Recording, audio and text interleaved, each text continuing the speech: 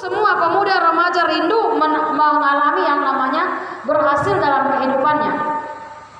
Keberhasilan ya seseorang itu ya dia bisa menerima keberhasilan dari Tuhan. Keberhasilan itu pemuda remaja bukan hanya berdasarkan secara finansial atau secara jasmani, tapi keberhasilan dalam hidup seseorang adalah ketika dia mengalami damai sejahtera dalam kehidupannya. Ya.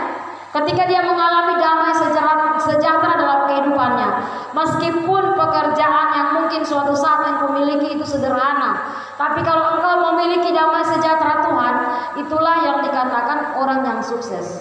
Katakan amin. Ya, itulah orang yang sukses. Tetapi berbeda dengan orang yang mungkin memiliki tabungan yang miliar di dalam tabungannya, memiliki harta yang banyak, tapi kalau hatinya gelisah, hatinya tidak ada damai sejahtera, maka itu bukan orang yang sukses. Inti kebahagiaan kita adalah damai sejahtera, dan damai sejahtera ini akan kita terima ketika kita mengakui kesalahan kita, ya, kita mengakui dosa-dosa kita.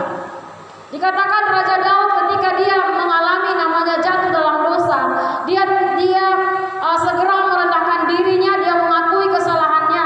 Karena kenapa? Dia menyadari bahwa kehidupannya walaupun dia sebagai raja, dia tidak menganggap harta, kekayaan, kedudukan yang sedang dia miliki adalah hal yang akan membuat dia berbahagia. Katakan amin. Raja Daud kaya, dia punya harta, dia punya kedudukan, dia punya jabatan yang bagus, pemimpin nomor 1 di bangsa Israel. Ya. Berkat-berkatnya melimpah. Tetapi ketika dia jatuh dalam dosa, dia merendahkan diri di hadapan Tuhan. Dia melepaskan jabatan, kedudukan yang sedang dia miliki. Dia tidak melihat kekayaan itu sebagai sumber untuk dia bahagia, tetapi dia tetap mengambil posisi merendahkan diri di hadapan Tuhan. Itulah sebabnya mengapa Raja Daud dikatakan keturunannya itu melahirkan Kristus Yesus. Oleh karena Raja Daud adalah seorang manusia atau seorang raja yang ketika dia salah, dia tidak mempertahankan kesalahannya, dia tidak menyembunyikan dosa-dosanya. Ya. Saya katakan tadi manusia itu tentu pernah berdosa, tetapi hal yang membuat manusia itu mengalami kelepasan itu hanya satu, dengan kita mau datang kepada Tuhan, mau mengakui setiap kesalahan dan dosa-dosa kita kepada Tuhan. Adam dan Hawa ketika dia jatuh dalam dosa, Tuhan datang mencari dia. Ya, Tuhan katakan, Adam, Adam, di manakah engkau? Tuhan datang mencari. Tuhan bertanya, ulang berulang Tuhan bertanya, tetapi Adam menyembunyikan dosanya. Adam bersembunyi di dalam kesalahan. Adam bersembunyi ketika dia jatuh dalam dosa. Itulah sebabnya, karena dia tidak mau mengakui dosanya. Perhatikan, ketika dia tidak mengakui dosanya kepada Tuhan, maka dia membayar kesalahannya itu dengan penderitaan demi penderitaan. Adam harus membayar dengan cara apa? Dia menerima penderitaan dengan memberi makan anak istri dengan menderita, dengan berjerih lelah, baru dia memperoleh makanan. Kalau dulunya dia terpelihara, dia mengalami mujizat perlindungan Tuhan, tetapi karena dia ketika Tuhan datang kepada dia, Tuhan bersuara sama seperti saat ini. Ya. Suara Tuhan datang kepada kita, menyatakan tentang pengakuan dosa. Kalau engkau merasa engkau bersalah, ketika engkau merasa berdosa, maka engkau harus merendahkan diri dan memohon pertolongan Tuhan, sehingga kesalahanmu itu tidak akan membawa engkau pada kesusahan, sehingga kesalahan dan dosamu itu tidak akan membawa engkau pada masalah demi masalah, salib demi salib. Mengapa kadang-kala kita berkata, Tuhan, kenapa hidup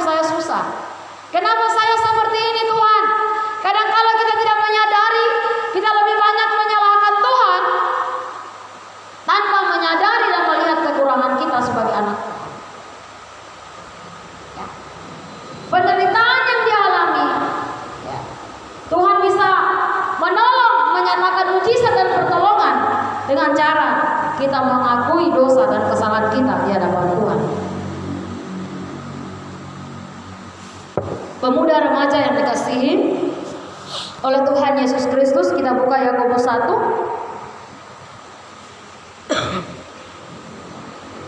Yakobus 1 ayat 14. Yakobus 1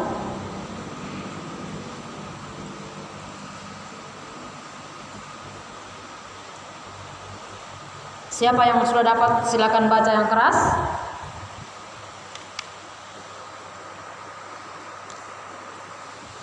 Yakobus 1 ayat 14 sampai 15.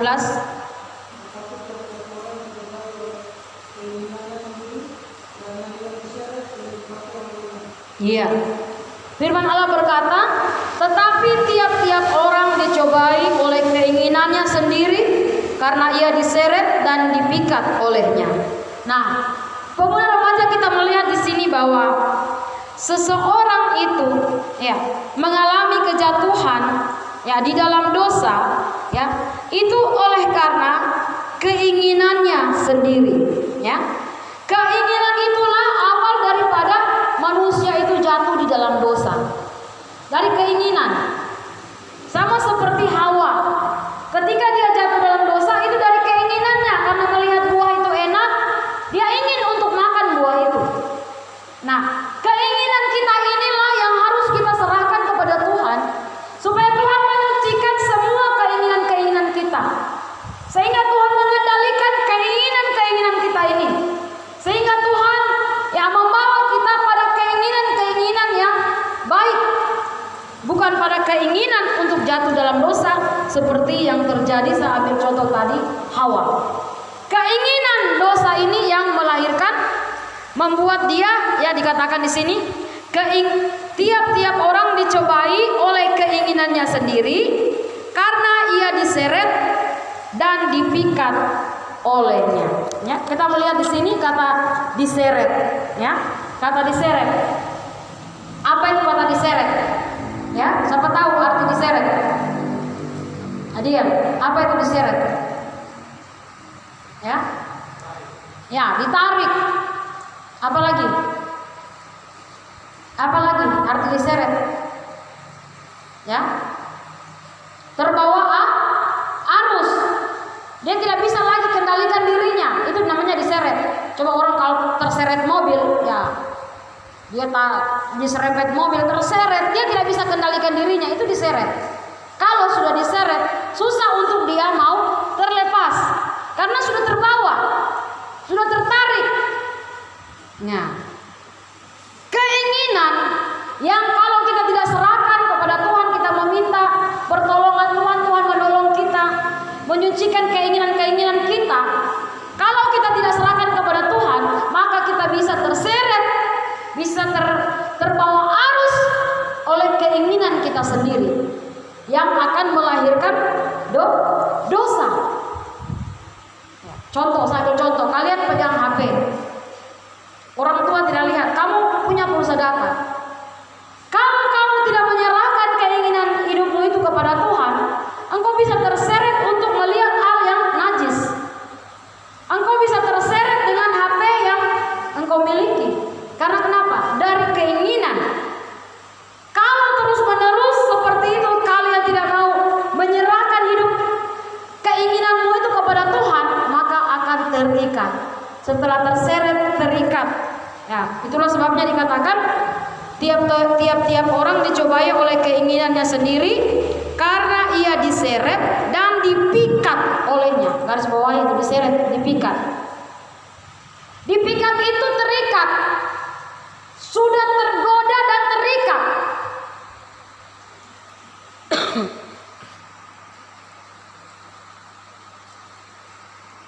Sehingga tanpa sadar kita sudah terlena, terbuai di dalam dosa.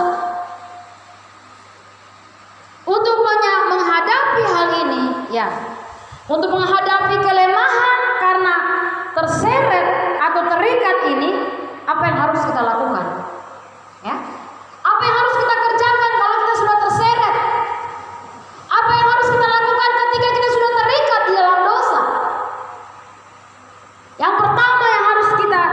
lakukan sebagai anak-anak muda? Pertama, merendahkan diri dan meminta pengampunan dari Tuhan.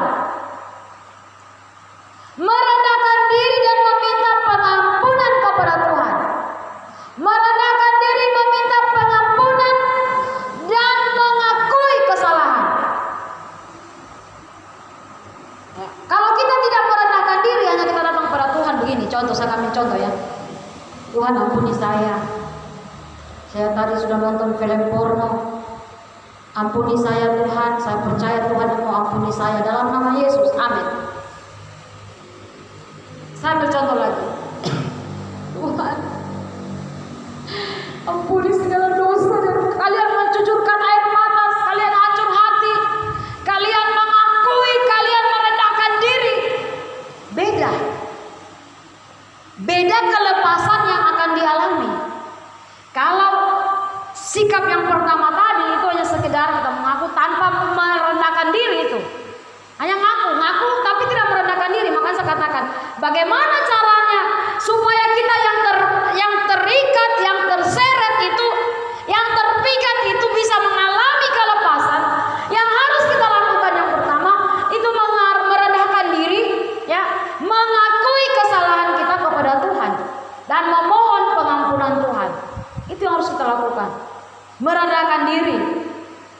Cara orang merendahkan diri itu tentu dia merendahkan hati. Tapi kalau hanya mengaku, sekedar mengaku, beda. Dia tidak akan mengalami kelepasan. Harus merendahkan diri. Hati ini merendah, hancur hati. Firman Allah berkata, orang yang hancur hati tidak akan dipandang apa? Dipandang apa? Hina oleh, tidak akan dipandang hina oleh Tuhan. Ya. Tanpa kita sadari, kalau kita terus-menerus terseret, terpikat, maka roh-roh, perhatikan baik, roh-roh dunia, roh-roh setan, roh-roh kuasa kegelapan bisa mengikat kita, memikat kita, sehingga ketika kita dengar firman rasa biasa saja. Kita dengar firman kita mengantuk. Kita dengar firman, cepat sudah, lama sampai. Tidak ada lagi hati ini yang melekat mendengar firman, karena ada roh yang mengikat.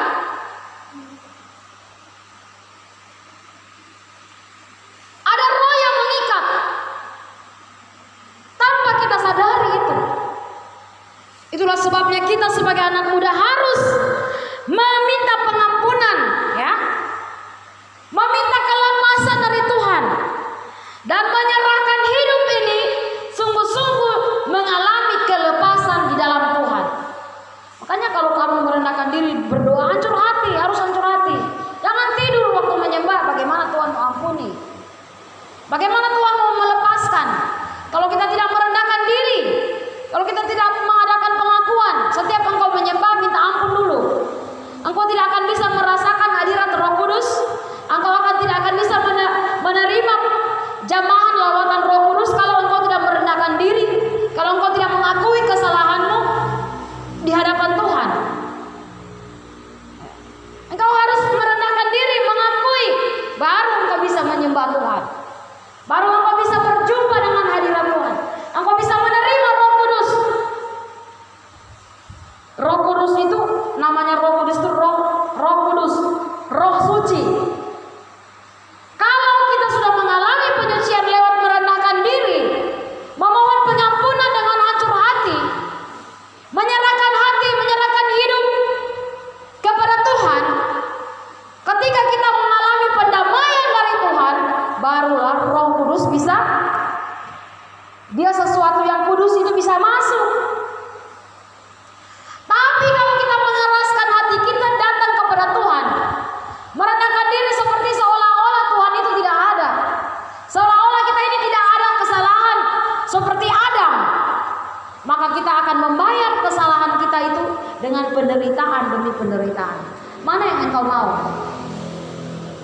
Membayar dosamu sendiri dengan kesusahan, engkau bayar sendiri, atau engkau menerima pengampunan dari Tuhan dan mengalami kelepasan dari Tuhan? Pilih yang mana?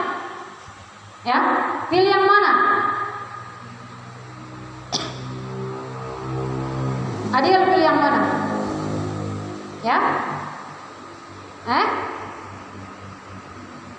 Apa maksud? Apa? Pengampunan, merendahkan diri. Ya. Merendahkan diri supaya kita tidak bayar sendiri. Kenapa kadang-kala manusia seperti terputar-putar hidupnya? Tahu terputar-putar, tidak mengalami mujizat Tuhan. Kemudian lagi, aduh, dia sudah diberkati, dia sudah ditolong Tuhan, dia kok hidupnya mulus-mulus saja. Kenapa? Dia jalannya bagus, karena dia mengalami namanya menyerahkan diri. Anak muda yang akan berhasil dalam hidupnya di kemudian hari, ketika dia muda, dia ada sikap merendahkan diri di hadapan Tuhan. Dia ada sikap menyadari kesalahannya. Dia ada sikap untuk mau dilepaskan oleh Tuhan, mau diubahkan oleh Tuhan, mau ditolong oleh Tuhan, mau berserah sepenuh pada kuasa Tuhan. Biarlah Tuhan yang menyeret hidupmu, Tuhan yang mengikat hidupmu, bukan iblis yang mengikat hidupmu, bukan setan yang mengikat hidupmu, tetapi Tuhan yang mengikat hidupmu, Tuhan yang menyeret engkau masuk dalam rencana Tuhan. Sehingga kalau engkau diseret oleh Tuhan, diikat oleh Tuhan, dibawa dalam jalan-jalannya Tuhan, lihat, perhatikan baik, hidupmu di kemudian hari pasti akan berbahagia. Hidupmu pasti akan berbahagia. Ya. Hidupmu pasti akan mengalami pertolongan, mengalami mujizat Tuhan. Siapa yang mau mengalami mujizat Tuhan? Angkat tangan.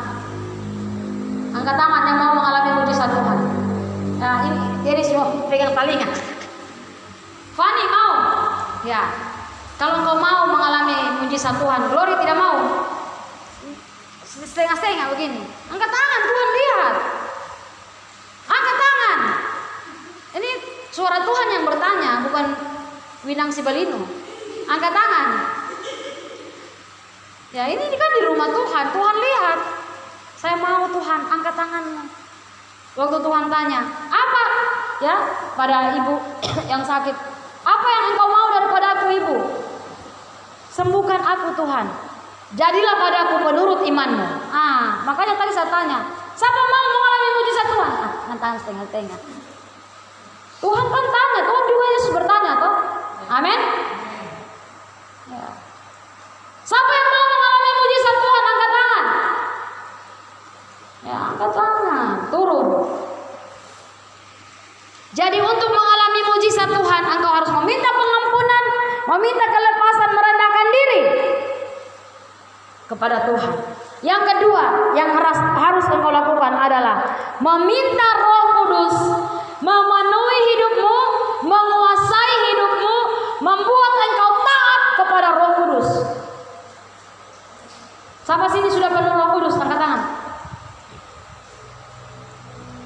Siapa yang sudah penuh Roh Kudus? Angkat tangan. Fani. Adiel pernah tapi hilang. Glory hilang. Baru satu yang kenapa Roh Kudus pergi? Ketika salah, tidak mau merendahkan diri, memohon pengampunan, tidak mau menyadari kesalahan. Roh Kudus katakan sesuatu yang kudus, yang sebenarnya dijanjikan bukan hanya kepada pendeta diberikan, kepada semua orang yang meminta. Tetapi yang membuat kita tidak penuh Roh Kudus, itulah ketika kita tidak mau merendahkan diri, tidak mau membawa hidup kepada Tuhan dengan sungguh-sungguh, tidak meminta ampun segala dosa-dosa, mulut mengakui segala dosa. Jangan datang kepada Tuhan diam-diam saja. Tuhan, hai, bagaimana Tuhan mau ampuni? Nanti akan bayar. Coba kalau Tuhan datang besok, siap tidak? Yang tidak penuh Roh Kudus tinggal bayar dengan darahnya sendiri. Tapi orang yang penuh Roh Kudus yang termeterai, firman Allah katakan dialah yang akan diangkat, mengalami pengangkatan. Pernah dengar pengangkatan? Masa pengangkatan?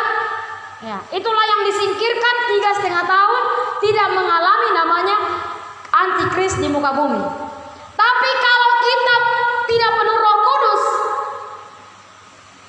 kita bayar.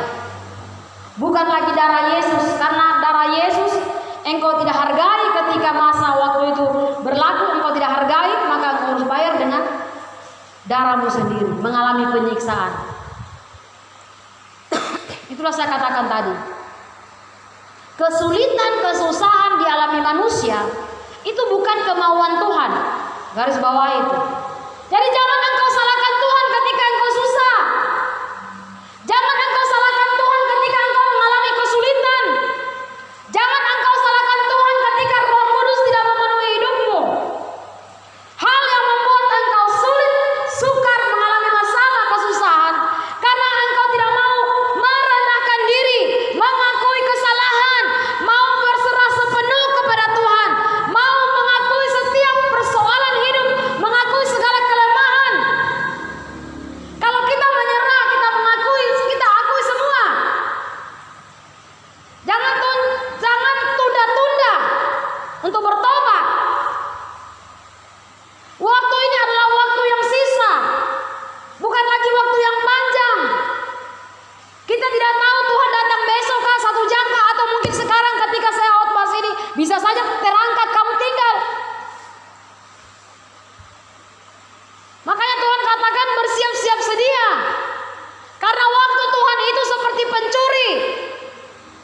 Pencuri itu datang, dia tidak pernah lapor. Halo, Krismanto, saya mau datang nanti mencuri kau punya motor itu, motor Mio.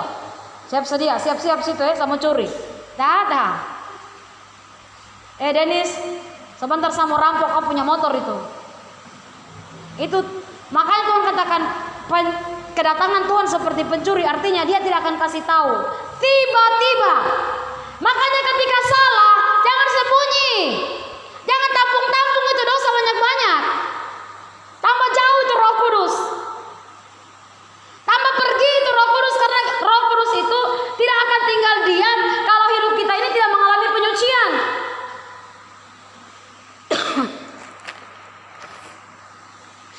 Nanti pendeta itu pernah alami namanya ditinggalkan Roh Kudus. Itu susah, sedih. Jadi minta ampun, jangan sampai hilang. Minta ampun, merendahkan diri terus. Jangan cuma 1 kali, 2 kali, terus minta ampun terus.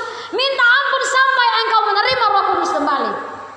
Jangan waktu ibadah Pentakosta baru minta ampun. Setelah itu sudah biasa saja. Setiap hari engkau menyembah, minta ampun terus sampai engkau dipenuhkan Roh Kudus.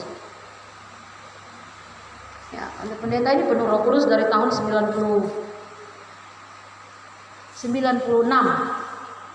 Penuh Roh Kudus. Puji Tuhan sampai ini tetap ada. Bukan berarti nanti pendeta ini tidak pernah salah, dalam perkataan, dalam perbuatan pernah salah. Tetapi yang membedakan kita mengapa sampai Roh Kudus itu tidak meninggalkan kita ketika kita menyadari salah. Ketika kita sadar salah, kita mengaku kepada Tuhan dengan merendahkan diri. Mengaku dengan bibir mulut kita, sebutkan kepada Tuhan apa dosa kita. Jangan cuma datang, Tuhan, ampuni dosa saya. Engkau tahu Tuhan, karena Engkau adalah Tuhan. Engkau tahu apa yang saya buat. Tuhan, Engkau kan Tuhan, Engkau tahu semua kesalahan saya tanpa saya sebut. Tuhan memang tahu. Tapi Tuhan mau mulut kita mengaku kepada Tuhan. Kalau kita mengaku, barulah dosa itu diampuni. Kalau kita tidak mengaku, seperti Adam, dia tidak mengakui kesalahannya, dia sembunyi, dia lari dari Tuhan. Dia sembunyi, dia mau sembunyi di mana? Tuhan itu Maha Kuasa. Lihat, Adam, kok kecupling saja ini, bersembunyi sampai tutup di daun pohon itu, mata Tuhan lihat sampai, bukan hanya ditembus di pohon, tembus dalam hati, Tuhan tahu. Katakan amin. Dan tidak perlu kita sembunyi, tidak perlu kita sandiwara, tidak perlu kita munafik kepada Tuhan.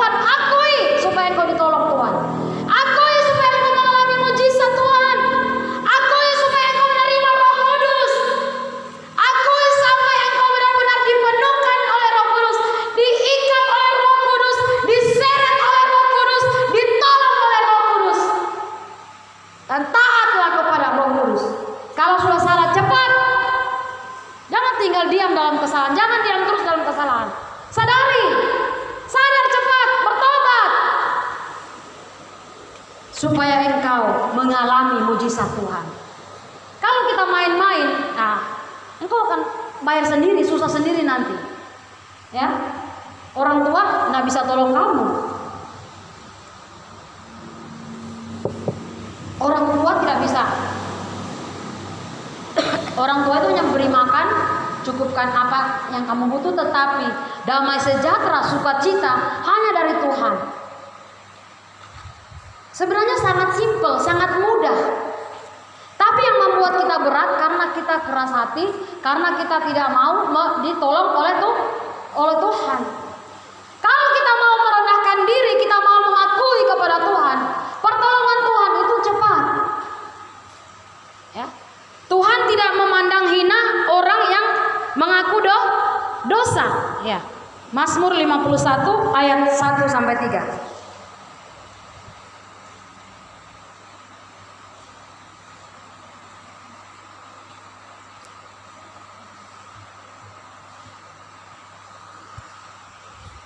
Kita baca secara berbalas-balasan. Kita baca bersama-sama. 1, 2, 3. Pengakuan dosa. Untuk pemimpin biduan, Mazmur dari Daud.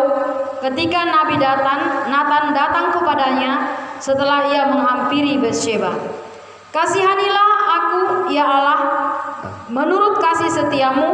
Hapuskanlah pelanggaranku menurut rahmatmu yang besar.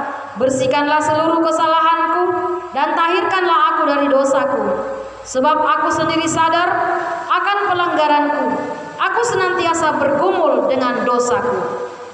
Terhadap engkau sajalah aku telah berdosa dan melakukan apa yang kau anggap jahat, supaya ternyata engkau adil dalam keputusanmu dan bersih dalam penghukumanmu. Sesungguhnya dalam kesalahan aku diperanakan dalam dosa, aku dikandung ibuku. Kita perhatikan di sini. Ini perikop judulnya pengakuan dosa. Pengakuan dosa ini dilakukan oleh Raja Daud. Ya, ketika dia jatuh dalam perzinahan kepada Betsheba, dia tidak menyembunyikan kesalahannya itu. Ketika Nabi Natan, seorang hamba Tuhan, menegur kesalahannya, dia seorang raja, dia tidak menggunakan kekuatannya itu untuk melawan Nabi Natan. Bisa saja dia suruh Natan dipancung, dia suruh Natan di penjara, dia suruh usir Nabi Natan, tetapi tidak dilakukan oleh Raja Daud. Sekalipun dia memiliki kuasa saat itu, dia memiliki otoritas sebagai seorang raja, tapi ketika seorang hamba Tuhan menegur dia datang merendahkan diri. Ya, dia katakan sini, ketika Nabi Natan datang kepadanya setelah ia menghampiri Betsheba. Ketika Nabi Natan datang, dia merendahkan diri, menangis, dia hancur hati, dia katakan, aku bergumul dengan dosa-dosaku. Garis bawah itu, aku bergumul, ya, aku bergumul dengan dosa-dosaku. Nah, dari kata bergumul ini kita melihat kata bergumul ini berarti Raja Daud dia benar-benar merendahkan diri, dia benar-benar mengalami kesusahan yang berat ketika ia berdosa. Ya. Ketika dia berdosa, dia bergumul sungguh-sungguh kepada Tuhan. Beda namanya mengaku dengan bergumul. Bergumul itu berarti dia benar-benar menggumuli kesalahan-kesalahannya sampai dia berkata, sejak aku dalam kandungan ibuku, aku sudah dikandung di dalam dosa. Sejak dalam kandungan dia mengaku dia sudah berdosa, sampai dia menjadi raja dia sudah berdosa. Dia benar-benar merendahkan diri. Dia menyadari dari mana dia asal, dari mana dia lahir. Sejak dia dalam kandungan, dia menyadari dirinya berdosa. Ketika merendahkan diri seperti itulah Tuhan mengampuni Raja Daud. Tuhan tidak memperhitungkan kesalahan-kesalahannya. Ketika engkau mengaku kepada Tuhan, Tuhan tidak memperhitungkan kesalahanmu itu lagi ketika engkau mengaku. Tetapi kalau engkau tidak mengaku, engkau menyembunyikan kesalahanmu kepada Tuhan, maka kesalahan-kesalahan itu akan terus mengikuti hidupmu. Dan ketika masa penghakiman, kesalahan-kesalahanmu itu dan namamu tentu tidak akan tertulis dalam buku kehidupan. Tetapi kalau walaupun kita sudah salah, tapi kalau kita mengaku kita mau bergumul dengan dosa-dosa kita mau menyerahkan hidup ini hancur hati kepada Tuhan, maka apapun bentuk dosamu, Tuhan sanggup menghapus, Tuhan sanggup melupakan. Bahkan Tuhan, firman Allah berkata, Tuhan tidak akan mengingat lagi kesalahanmu. Tuhan tidak akan tuntut lagi. Kata mengingat, Tuhan tidak mengingat lagi, itu artinya ketika masa penghakiman engkau tidak akan dituntut lagi. Katakan amin. Jadi jangan menganggap bahwa pengakuan dosa itu adalah sesuatu yang gampang atau yang murah. Tapi kita menyadari bahwa pengakuan dosa ini adalah bentuk cara Tuhan untuk menyelamatkan kita dari kesalahan dan dosa-dosa kita. Untuk menghapus. Hamba Tuhan hanya menyatakan firman, tetapi yang menghapus itulah Tuhan dengan cara hidupmu yang datang dengan hancur hati, dengan bergumul dengan dosa-dosamu. Dan serahkan hati hidupmu kepada Tuhan supaya engkau mengalami kemerdekaan, mengalami kelepasan di dalam Tuhan. Dia katakan, aku bergumul dengan dosa-dosa. Kelepasan, kelepasan dan pengampunan dari Tuhan itulah dengan saya katakan tadi, dengan cara merendahkan diri, mengakui, menyebutkan, sehingga Tuhan tidak akan mengingat lagi, Tuhan melupakan, dan Tuhan tidak akan menuntut pada masa penghakiman. Kita buka ayat Yohanes 8 ayat 36. Yohanes 8 ayat 36.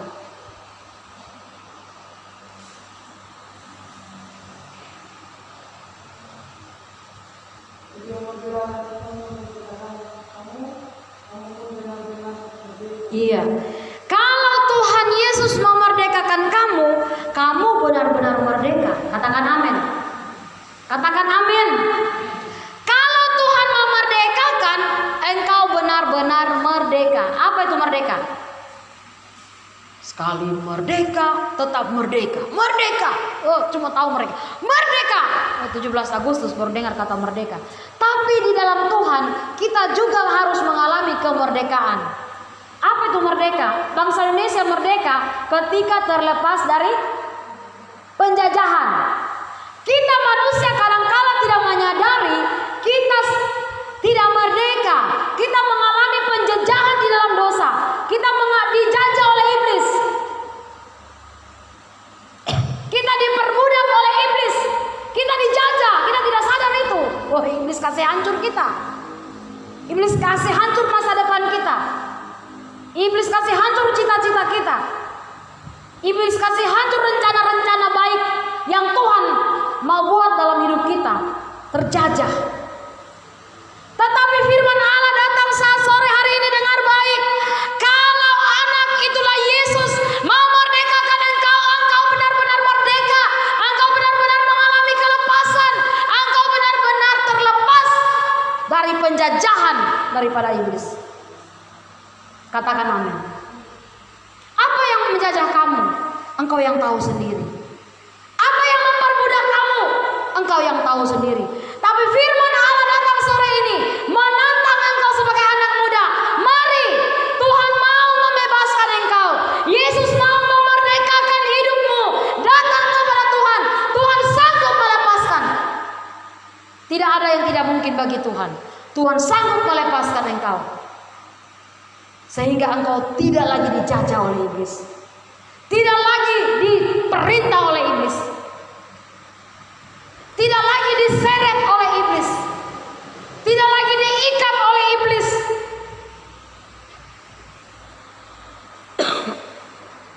Tuhan merindukan kita sebagai anak-anak Tuhan merdeka.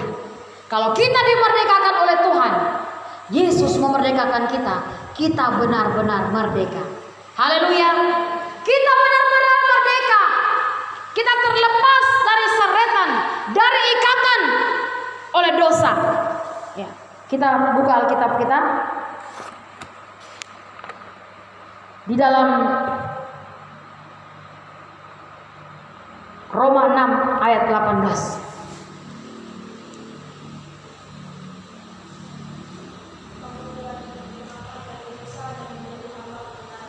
Iya. Roma 6 ayat 18. Kita baca bersama-sama ya. 1, 2, 3. Kamu telah dimerdekakan dari dosa dan menjadi hamba kebenaran. Kalau Yesus memerdekakan kita, maka kita akan menjadi hamba kebenaran. Apa itu hamba kebenaran? Kita bukan lagi diperhamba oleh iblis, tetapi kita diperhamba oleh Tuhan. Kita menjadi hamba Tuhan. Kita menjadi hamba kebenaran. Kita menjadi hambanya Yesus. Sekalipun mungkin engkau bukan menjadi pendeta, tetapi hidupmu dikuasai, diperintah hidupmu Tuhan yang bertata dalam hatimu. Ya. Tuhan yang menjadi penguasa penuh dalam hidupmu. Sehingga hidupmu ke depan. Tuhan akan mengangkat engkau menjadi kepala, bukan menjadi ekor. Itu janji Tuhan. Tuhan mau kita menjadi kepala. Tapi kadang-kadang mengapa kita tidak menjadi kepala? Karena kita masih diperbudak oleh ekor. Kita masih diseret, dipikat. Tetapi sore ini kalau engkau meresponi firman Allah, Tuhan sanggup memerdekakan hidupmu. Tuhan sanggup melepaskan hidupmu. Ya. Tuhan mampu ketika engkau menyerahkan hidup seluruh anggota tubuhmu yang tidak sanggup, yang tidak mampu ini. Engkau berserah, engkau mengaku, engkau meminta kelepasan, engkau meminta kemerdekaan dari Yesus. Menjamah hidupmu sore ini. Tuhan sanggup memerdekakan engkau. Tuhan sanggup membebaskan setiap ikatan dosa yang ada dalam hidup. Ya, Tuhan Yesus memberkati. Minggu depan kita akan sambung firman Allah. Kita angkat satu pujian penyembahan.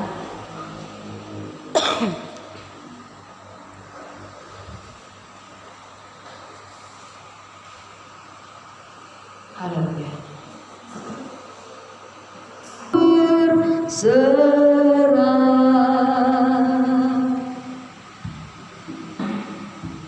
Haleluya.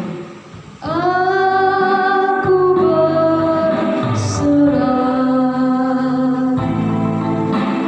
Aku berserah.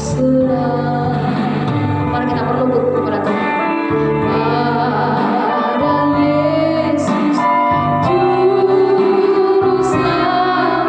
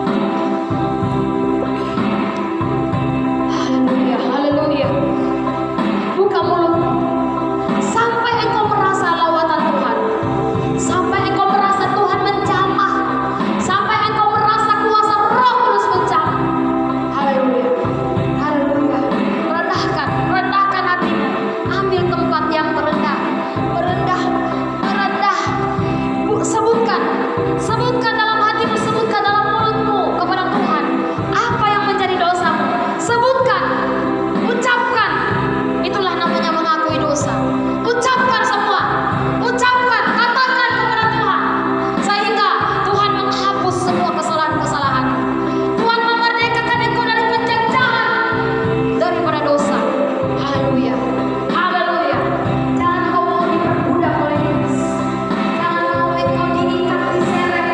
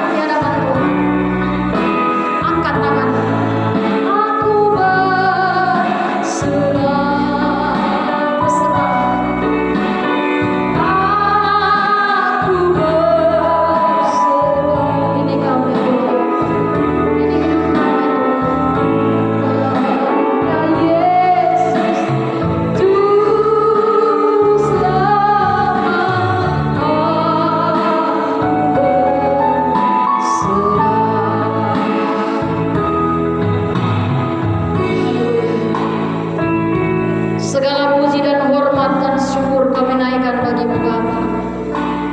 Kami percaya saat ini kami telah mengalami kelepasan di dalam Tuhan. Kami percaya saat ini kami telah menerima pengampunan dari-Mu. Kami percaya setiap dosa-dosa yang kami telah akui di hadapan Tuhan, Tuhan telah menghapus dengan darah. Tuhan tidak mengingat lagi kesalahan-kesalahan kami. Tuhan tidak lagi mau menuntut dosa-dosa kami. Tuhan telah mengampuni setiap dosa kesalahan yang kami telah akui. Terima kasih Tuhan untuk pengampunan yang kami terima saat sore ini. Kami telah menjadi anak-anak yang merdeka Tuhan. Nah, biarlah Roh-Mu yang kudus memenuhi hidup kami, memenuhi setiap anak-anak muda yang datang ke sore ini. Tolong mereka Tuhan, mereka masih muda, mereka ada hidup dalam dunia yang penuh dengan kejahatan. Mereka membutuhkan Tuhan dalam hidup mereka. Mereka butuh Engkau. Berikan mereka kekuatan-Mu. Curahkan kekuatan Roh-Mu dalam hidup mereka Tuhan, supaya mereka menjadi anak-anak yang taat, menjadi anak-anak yang merdeka di dalam Kristus Yesus. Di dalam nama Yesus, berkati masa depan mereka Tuhan. Biarlah Engkau akan mengangkat mereka menjadi kepala, bukan menjadi ekor, dalam nama Yesus. Mereka menjadi anak-anak muda yang berhasil di dalam nama Yesus. Mereka menjadi anak-anak muda yang menjadi berkat dalam kehidupan orang tua, menjadi berkat dalam pelayanan pekerjaan Tuhan. Kami percaya tidak ada yang mustahil bagimu. Engkau sanggup membuat yang tidak mungkin menjadi mungkin. Engkau sanggup membuat sesuatu yang tidak bisa menjadi bisa ketika kami datang merendahkan diri kepada Tuhan. Terima kasih Bapa untuk setiap pertolongan-Mu bagi kami. Dalam nama Tuhan kami Yesus Kristus, kami berdoa. Haleluya. Amin.